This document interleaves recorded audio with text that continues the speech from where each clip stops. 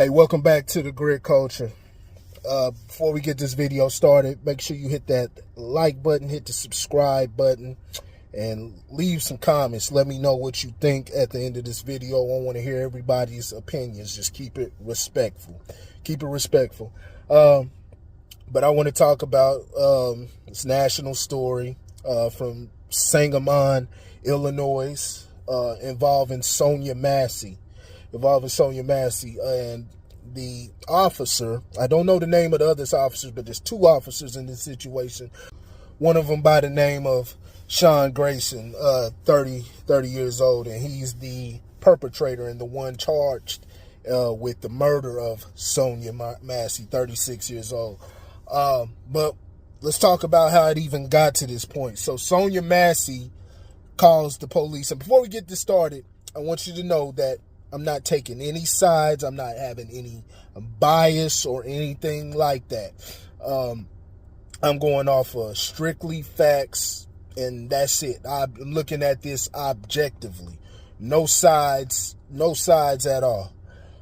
We're going to look at this objectively, and we're going to look at all of the details, right? And like I said, y'all let me know what y'all think. Keep it respectful, but y'all let me know what y'all think. And let's have an informed opinion, and you know what I'm saying, a informed conclusion on what we believe, you know what I'm saying, this is, right?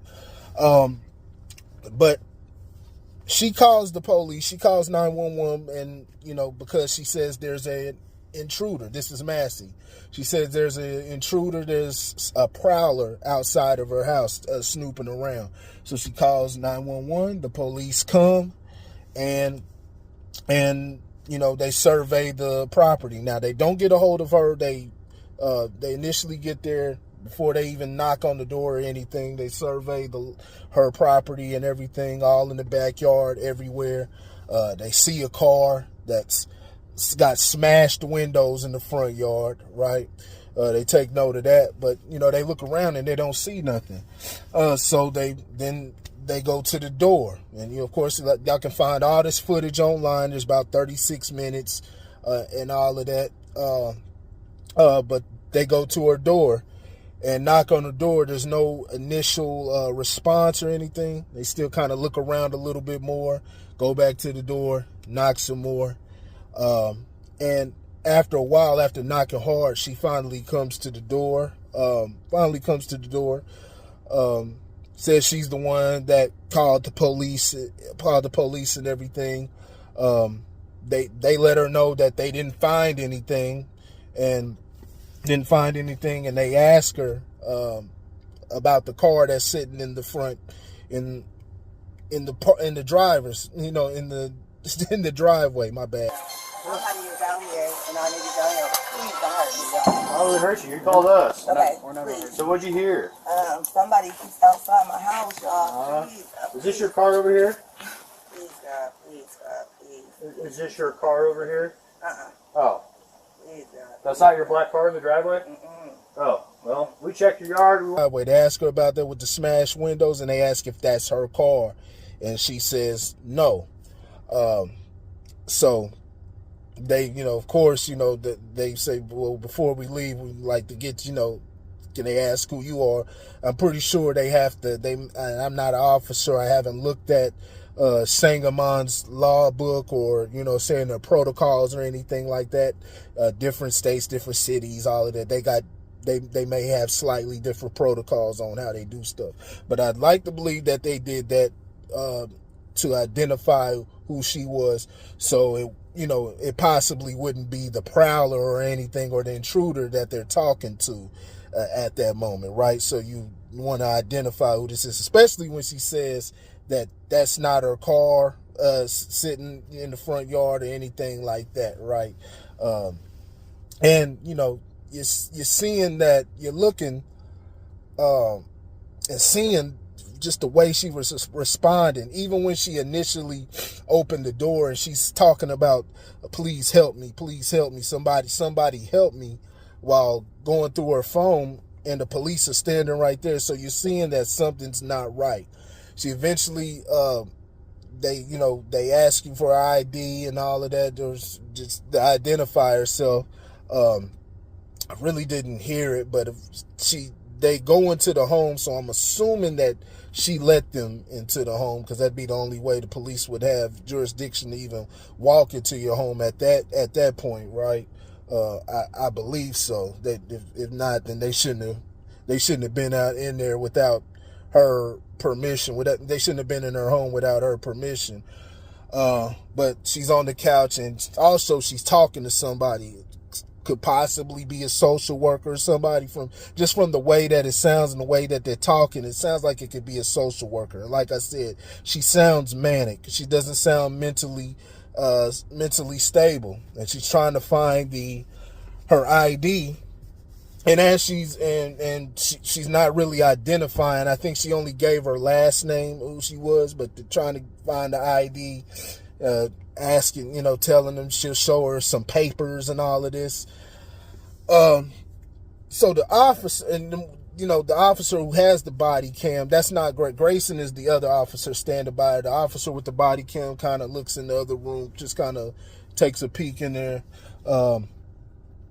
And Grayson then comes back in, and as they're standing there, Grayson points toward the kitchen, makes a gesture, and he says something. Sounds like look after her or something. That's what I'm hearing. I'm not sure, and I kept rewinding that because I'm not sure what was being said at that moment, because a lot of people are saying that the officer told her to go in there and turn off the stove, but I'm not hearing that. I'm not seeing it. A stack right there, maybe. 1 second. Check on her. Let me get this. We don't need a fire while we're here. Right. Because at that point when he's pointing, she looks up, and then she stands up and starts walking into the kitchen, and she says something to the officer that has the body camera on. You know what I'm saying? The primary body camera that everybody's seeing. Of course, there's 2 body cameras, but we'll get to that later. She says something, and then the officer with the body camera says, yeah, we don't want you to burn the house down or anything like that. So I believe, and just based off of watching this video, I'm assuming that she decided to get up and turn it off because she forgot about it. And of course the officer agreed with her, like, yeah, go ahead, turn that off. And it's a pot of boiling water on the stove. She picks up the pot and is setting it, moving it toward the counter or whatnot. As she's doing that, the officer who had the body camera on backs up and kind of turns around and backs up, and she asks him, why are you backing up? And he says, because you're holding a pot of boiling water. And of course, he's creating a safe distance between her because he was the one standing in the kitchen.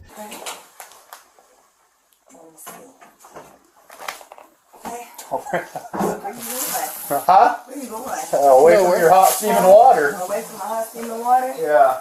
And she says, I rebuke you in the name of Jesus. And one of them, I believe Grayson, says, you what? Basically asking her what she says, and she repeats it. I rebuke you in the name of Jesus. Oh, I rebuke you in the name of Jesus. I rebuke you in the name of Jesus. And the first thing Grayson does is says, I'll shoot you in your, it says, you better not, I'll shoot you in your fucking face. You better fucking not. I swear to God, I'll fucking shoot you right in your fucking face.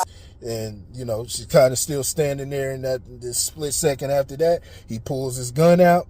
She immediately puts her hands up and bends down, right?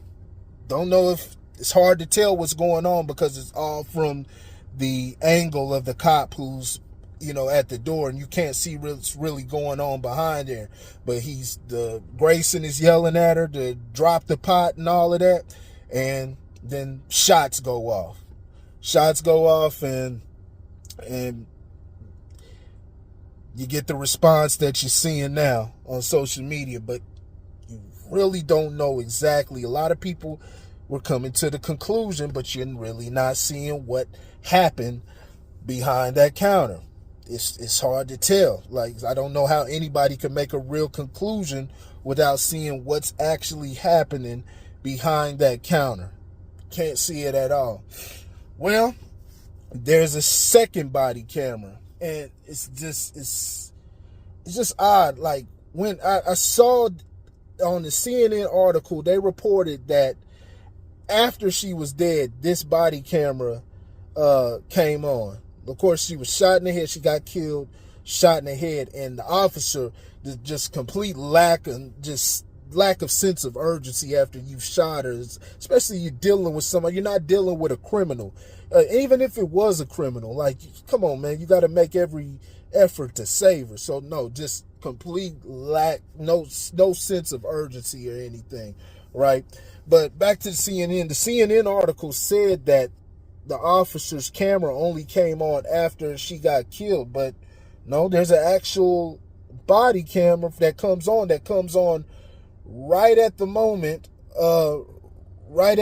to where he's about to shoot, right?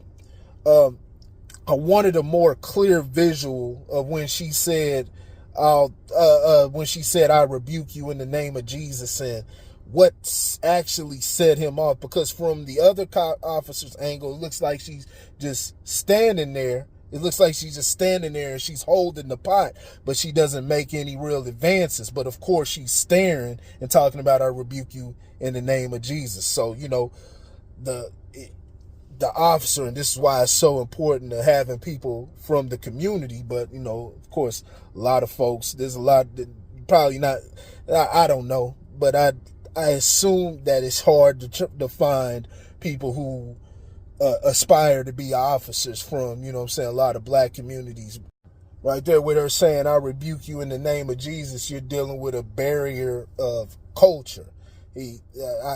Possibly, like I said, this is all speculation, but you're dealing with a barrier of culture. I've seen people talking about, it triggered something in the devil or something that pissed him off. No, it's something when you don't know, especially you don't come from the culture and things like that. You from a particular culture, and I don't know her background or anything like that, but so I'm just making assumptions and what it possibly could be and what she sounds like. And you hear people, man, fucking old black ladies talking about, I rebuke you in the name of Jesus. He's seeing this and seeing her holding a pot of boiling water, and he immediately gets, defensive, because it's probably not a response or anything that he's familiar with. I'm pretty sure someone familiar with the response, of course, you're not going to let her hold it, but you're not going to escalate it to, I'll shoot you in the fucking face. That's crazy. That's fucking crazy, especially when you're dealing with somebody who's having a mental and manic episode. She's clearly having a manic episode. But of course, so it cuts off right after that interaction. He's telling her to put the pot down. Of course, what you see from his camera when his body camera comes on, and this is Grayson, she lets go of the pot, puts it on the thing, and puts both of her hands up. She grabs the silver pot with red and white cooking mittens.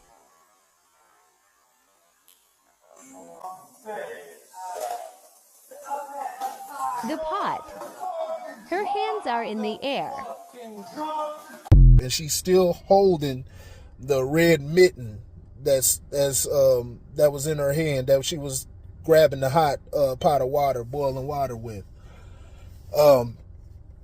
When Grayson goes over there to, basically, I'm assuming detain her, this whole thing just gets out of control, but goes over to detain her.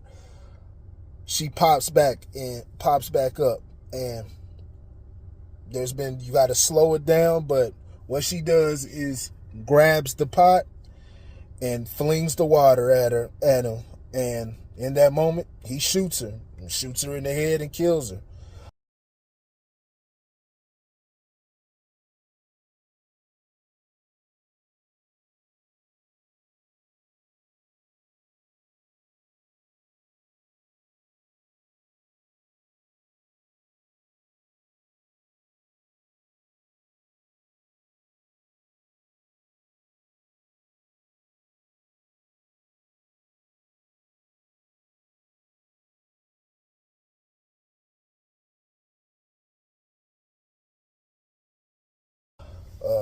like I said, there was a lack of sense of urgency or anything like that. That was fucked up.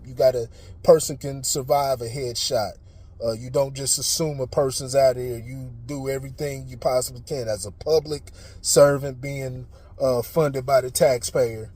You go in there and you do everything you can to save the victim and let it play out with due process in the court of law.